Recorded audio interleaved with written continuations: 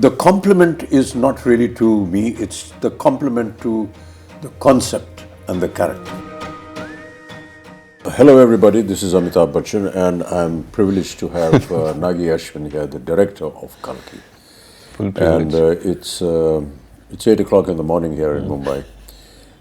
And I've just come back at about 3 in the morning after seeing Kalki for the third time. And just cannot explain the wonder and the experience that all my friends, we watched the film again. And so I thought that there are many aspects of the film, Nagi, which a lot of people put questions to. And in my mind also, there is a lot that comes to me when I think about Kalki. Explain not just to me, but to the audience in general, how you thought of. When we spoke to Priyanka and Sapna, they said, after the last film, they waited and asked you what you're going to do next, and you said, I don't know. And almost after a year or so, you went to them and said, I have something. And after that, Priyanka was saying that after hearing it, I couldn't sleep for a couple of days. And then she rang up Sapna and said, we have to start getting to work on this. So, what went through your mind and how did you conceive this? To be very honest, sir, I thought this story would be probably one of the last films I'll ever make. Like, I thought this would be my retirement film. But and we won't let you do that. Yeah. And I had like a smaller story, maybe something that was not as ambitious as this, that I wanted to start off with.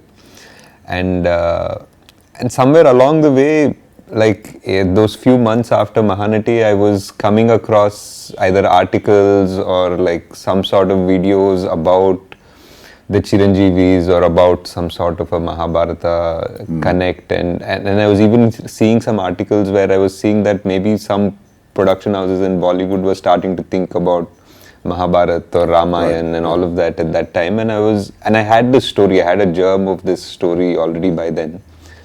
And I was like, okay, so maybe it's time to bring this out of hibernation.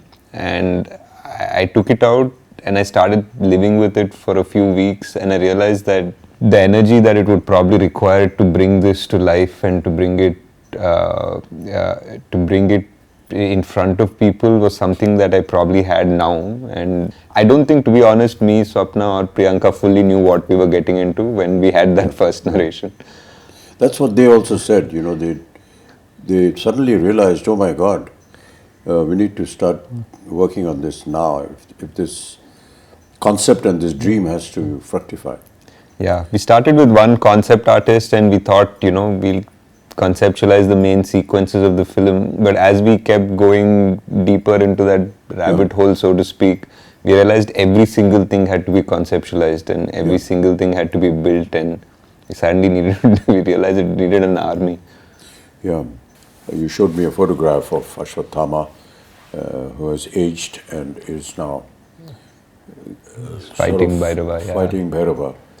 And for someone to have had that kind of a visual in mind and then to be told about the title, Kalki, and 2898 AD, and I couldn't understand that. So maybe you could explain for the benefit of the audience. Core of the story was the first scene in a way. So 6,000 years after the death of Krishna. Which is what comes in the subtitle. Yeah. So 6,000 years have passed ever since Krishna gave the shrap to Ashwatthama. Yeah. So 6,000 years after when Krishna is said to have left his body was 3,102 BC.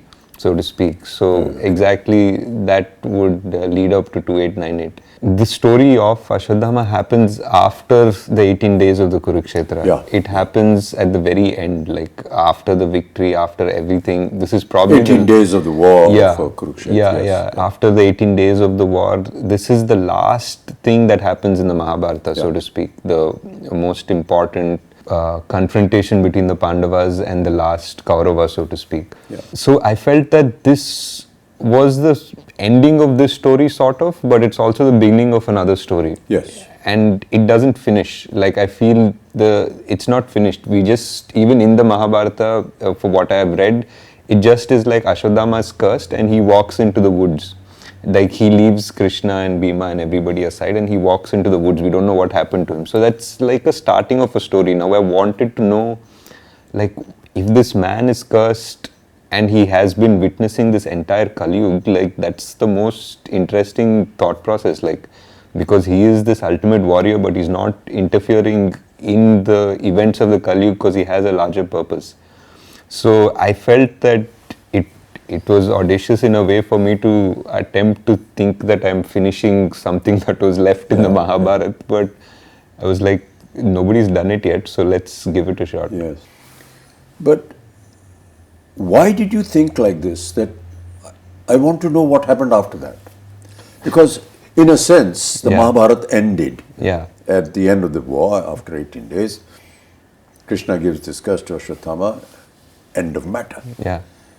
But you said you thought, okay, what happened after that?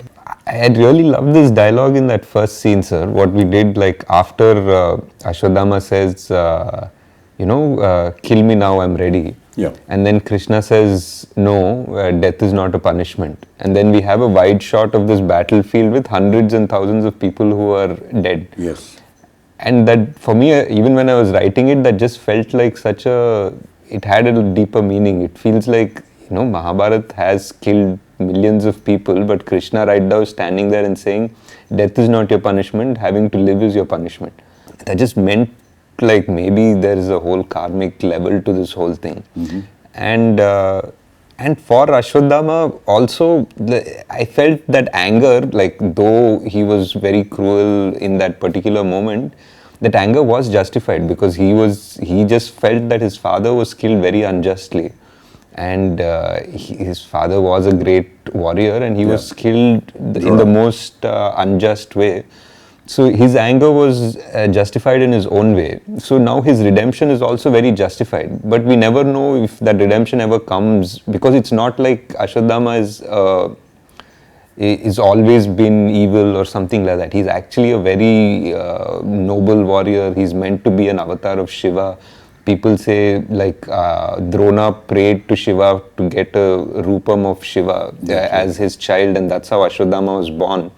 There's a beautiful, beautiful couple of pages in the Mahabharata that shows before Ashwadama enters the Pandava camp to massacre the rest of the Pandava army. He sort of, Krishna had put out a barrier. He had put out, like, his magic in a way. He's put, like, the biggest celestial guardians around the camp, and he went back to the kingdom. And Ashwa came and he realized he can't cross those celestial guardians.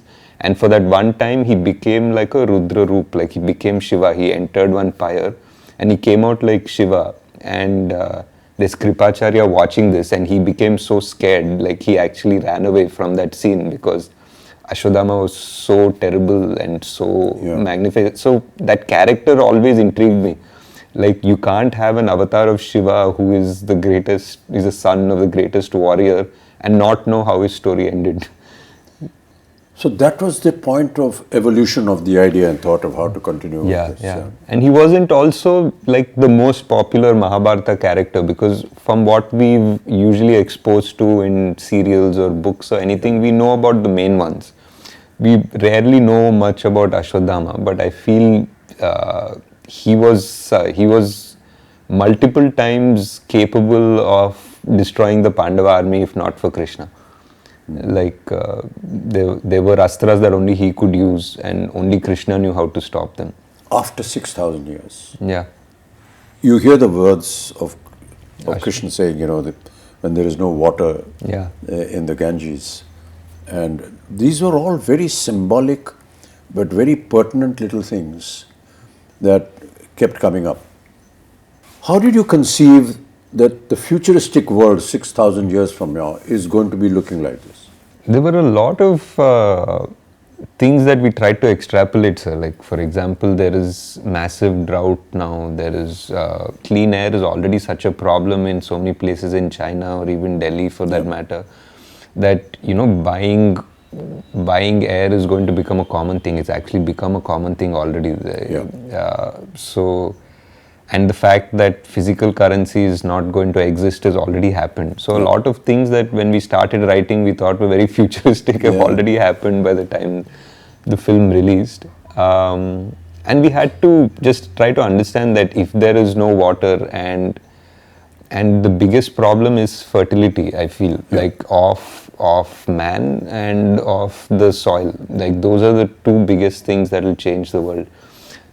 If human beings suddenly become infertile to a certain level, we just have barely 100 years before we go extinct, in a way. And if the soil stops being kind to us and it becomes dead in a way, then how much synthetic food are you going to develop, and how will that society be that lives only on synthetic food? So those are the two big things we tried to explore, though we didn't have time to really get into the details of it, but that was the thought process. During the portion when they were designing all this, were there any questions that ever arose in your mind? Multiple, sir. There were because like almost everything, because when you're trying to design a whole world with an ecosystem, with an economy, with all of that, there'll be so many contradictions. Like even just the architecture of things, there'll be like, what are your vehicles running on? Like, if it's running on this, then why don't these people have access to it? And what access does the complex have? So suddenly we're designing a whole world, right from the economy to its power systems to grid to like, what do people do? How are they making money? And is there a welfare system in this world? Like, there's so much discussion, and after I think 5-6 days of brainstorming, we usually just stop and say, enough, let's get back to the story. I was talking to some people about Shambhala and what it was, and that is something that they said, that this Shambhala is something that is under the earth. It's there in the Buddhist thought process. I personally felt that there is a scene when Mariam comes forward before she sings that song, to that circular that design, mandala, which I don't know whether I'm correct in saying that, but it's a very Buddhist. So is that what went through your mind? It was, sir. I think the idea of Shambhala is something that is very similar to our culture and Buddhist culture, even Persian culture. They have different names for it. And I felt that it's very interesting that all of them have names somewhat similar also. Somebody calls it Shangri-La, somebody calls it Shambhala, and all of them say that it's a place where people are going to sort of retreat to in the Kali Yuga, when adharma becomes so much more outside, and that's where the avatar will come, the savior will come, so to speak. So I felt it's very interesting that so many cultures have the same idea. And the idea of the symbols in Shambhala was like a mix between the chakras that we have, the Sri Chakra and all of that, combined with the mandalas that Tibetans have, which are so similar. So that was that. We just wanted to find, I think in the production design discussions that we were having, we were always trying to see like how culture would be amalgamated in 6,000 years. It wouldn't be like sharp lines between cultures and traditions. Things would probably get merged a bit. But it's, it amazes me how one person's brain could have designed and thought of all these things. I couldn't have, sir. There was a production designer, Nitin Zihani. We had multiple meetings. We have a concept design team which is really good. They're from Jaipur, fully Indian, like Immortal Collective. We had an in-house storyboard artist, Venu. I mean, for a movie like this, I would say that we probably required a bigger team, but the team that we had was fully on board, and everyone was constantly ideating. I mean, I definitely had to okay the final aesthetic, and I would guide them and direct them the way it had to go. But if not for the concept designers and Nitin's brain also, this wouldn't have come out the way it has. Kamal, that day when we had a general, Yeah, when we were talking to the rest of the cast, he said something very nice. yeah, He said, a lot of the filmmakers come to me and they describe the story, and they give me very efficiently made concept storyboards. arts. Yeah. But the point is that his opinion was that how does this storyboard actually get into practice, and what is the reality of it? It's all right to make some drawings and come, but he said that when I saw this and when I heard Nagi, I thought, gosh, it's going to be another one of those storyboard things. But then Nagi showed me some visuals which he had shot, and I believed, Yeah. and just went ahead with it. What was the idea of the complex? The idea of the complex was, it was like everything is there. It's beautiful. It feels like heaven. There's water. It feels like, animals are frolicking happily, and it's clean air and all of that. But there's something that feels unnatural about it as well. There's something that doesn't feel real, and it doesn't feel it belongs there. So it was that aspiration of man.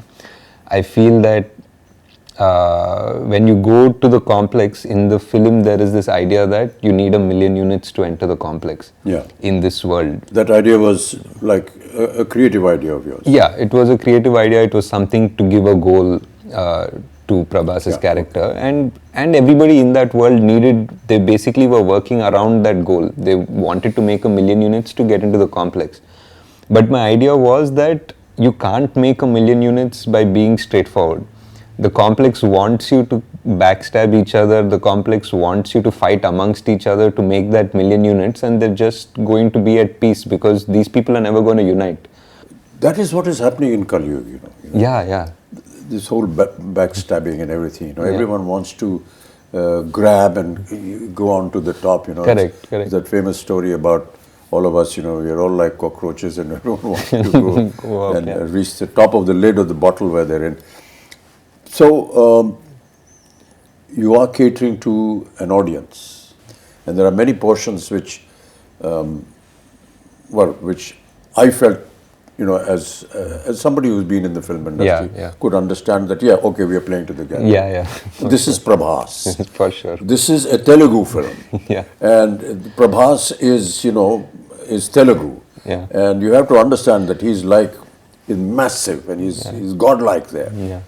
So many elements which a lot of people felt in the first half because of its length and so on and so forth. Yeah. At times they were not able to understand, or say, come on, let's get on with the story. Yeah. But the fact is that it's like an intro to the hero of the film, but not just the hero of the film, but also the hero for the Telugu-speaking nation. Yeah. And that is something that, people perhaps overlook. But we have to give it to them. At the same time, giving out to the audience, I've never lost a fight and I never will. Yeah. Which are actually Krishna's words. Yeah. And you've given it to Prabhas, to Bhairav. Yeah. True. But the point is that for the common language that the Telugu nation that is gaga over Prabhas, it has an alternate meaning as well. Also, yeah. And that is, those are the claptraps. Yeah.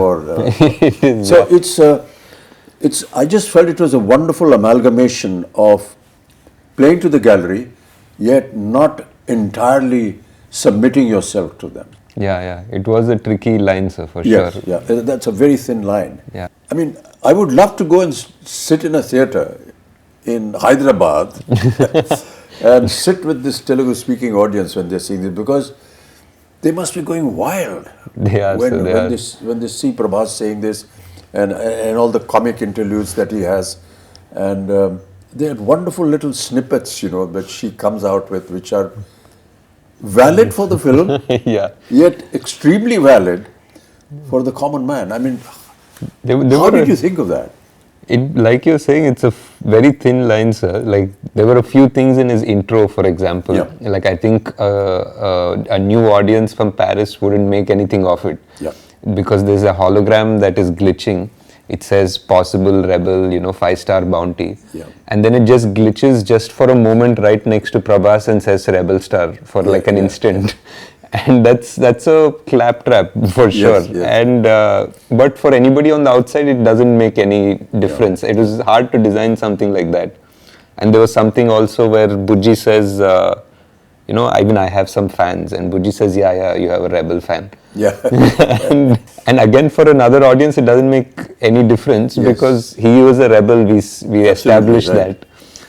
No, that's what I felt. It was a brilliant amalgamation of playing to the gallery playing to the audience in Hyderabad, yet not moving away Yeah. from the concept of the film. Yeah. The concept of fertility, Yeah. was that a story imagination, or is there some kind of a link? It was a bit of a story imagination, sir. It felt like in the Kali Yuga, like what is the last thing that can be taken away from us is the gift of life. People's morality and this and that and everything. And the last thing that would die is the actual gift of life, like whether it is food or whether it is the chance that we procreate and make and continue our species. So just the fact that, that there was a dialogue which said that I will be born in the last womb of the Kali Yuga. So that was there in one of the earlier drafts, and it felt like that was the most dramatic way to introduce our savior. Yeah. And a lot of questions being asked is, how do you manage to perform when you don't have the props around you? Yeah. We really tried in this film to build as much as we could, sir. Like whether it was the off sector where there was desert and the truck and everything, or Shambhala, the bridge. We tried our best to give as much, but yeah, there were definitely sequences where it was just a blue screen. And Yeah. We all know that, Indian cinema works on poetic justice. yeah. And I keep quoting this from my father, who used to watch a film during his last days every evening, and I was asked to ask him, what is there in watching a film? So he used to say that, I get to see poetic justice in 3 hours. So during the length of the film, at the end of the film, there's poetic justice. To bring that kind of poetic justice Yeah. in Kalki, in the Mahabharata, is it going to be factual? Is it not? I mean, this we will discover in part 2. But did it ever cross your mind that, there has to be this aspect of poetic justice in the film? Definitely, sir. I think so. I think Ashwadhama's character itself is that idea of poetic justice. The way his character starts and the way it needs to finish. Yes. Yeah. There are many little things which, which were done and shown in the film, Yeah. but its essence was actually realized by the audience. Yeah. It's like Sumati's Agni Pariksha in a sense. Yeah. Which was so beautifully done. Yeah. And we talk about Agni Pariksha, but we never visualized that it could be like this. Yeah. And you have the carrier of the next avatar go through this Agni Pariksha, which you show Sumati walking through this, ball of fire, and nothing happens to her. Yeah. Whereas when the fighters go through it, it just burn up. Yeah. So, what was the thinking behind that? That is definitely one of my favorite sequences in the film, because it also parallelly brings in all the 3 characters. Like it brings in It's a kind of a chastising of Sumati in a sense. Yeah, in a way. And Ashwa realizes at the same time, Bhairava at the same time. And for me personally, it was the reference of the Krishna and Vasudeva walking through the river in the Dwapar Yuga, like as the river parts for them. It felt like in the Dwapar Yuga, the water element parted for God to give him safe passage. And for me here, it felt that the fire element parted for God to give him safe passage. Yeah. So that was my thought process. Yeah. I mean, there were so many challenges, even from the point of view of, say, the DOP or the cameraman and everything. Yeah. You have an 8-foot giant, Yeah. and you have the rest of the cast here. Yeah. And there were so many times when we took hours, because how do you light up a place where you're going to see both the characters together. Correct. So my lighting is going to be different. Yeah. And my whole atmosphere is going to be different. My concept of looking down to talking everyone, And everyone's looking up to talk to me, and how we actually managed to do that. Yeah. There were times when I was having this little stick poking out from behind me and saying, my face is not here, it's somewhere up there. And it was quite amusing, but how wonderfully it all sort of... It all came together. Like how many times we had to do each shot 3 times or 4 times. Yes. Yeah. Even when I was writing, I always thought Kalki was 2 watches. Like it was a repeat watch. Like the first time you watch the film, you watch the film. And the second time you watch it with the perspective of having seen it again. So you see so many things in a new perspective almost. Yes. In a way, it's almost a new film the second watch. Yeah. So I always felt it was a 2-watch movie at the least, and it's great because I think we went for the evening show, like all of us, to see it, and on the first day, and by the evening show there were people who already knew the dialogue, so they were already watching it the second time. Yeah, I finished seeing it for the 3rd time last night. I'd really like you to just kind of summarize the whole experience before we end up talking. Yeah. Because we could just carry on, For a long time, yes, sir. I think for me, it was just, it was a dream definitely to put together this world and all of the influences and the stories that I've loved, and putting it together in a world in a coherent and an understandable and enjoyable way. And to see now today that dream has come true and people are actually agreeing to watch such a film and love such a film and accept it. It's not just, I think, just for us as a team that's been working on it for 3 years, and the actors that have put in so much time to do it. It's not just a win for us, I feel. I feel it's a win for the industry in a way, because like producers, actors, directors, writers now have a validation that they can think differently. Now they have a validation that they can greenlight projects which probably wouldn't have, because now there's a Kalki. Now there's a Kalki, a producer will listen to a story that is a mytho or a fantasy or something, and an actor will be okay to greenlight a script. So I think we have moved forward in the right direction, and I'm very glad that Kalki was able to do something to have that change happen. I just wanted to, I mean, we won't get a chance as often, so I just wanted to ask what in the scenes that you've done, like what were your favorite scenes in the film? It's very difficult to pick one particular scene, Nagi. And I'm not just saying it because I'm a member of the cast and crew and it's our film, but quite honestly, it's very difficult. Really, the purpose of talking to you, Nagi, was that. That it's, yes, it is a film. Yes, it is make-believe. But it's make-believe. It's the belief that we want you to go and see, because it's been made with belief. And that belief is what is the strongest point that I feel in the film. And each time I see it, it's that belief. I hope that, the audiences will go and see this film with the kind of interpretation that Nagi, the director, had, and his vision, and the way he has explained the many aspects of the story. It's a film that anybody will identify with, because it's, good over evil, and all our films are like that. But to give it the depth and bring that mythological history, culture into the open and prove it, that is what was challenging for Nagi, and that is what I find he has been able to find victory in that challenge. Now we wait anxiously for part 2. How is it all going to end? And so we look in great anticipation. Thank you, sir. Thank you. Thanks so much, Nagi. It's been wonderful talking to you. Sir, I know you don't like or appreciate this, but this is one of the few chances we have to thank you for all your patience. It's, and the whole country, sir. Like whoever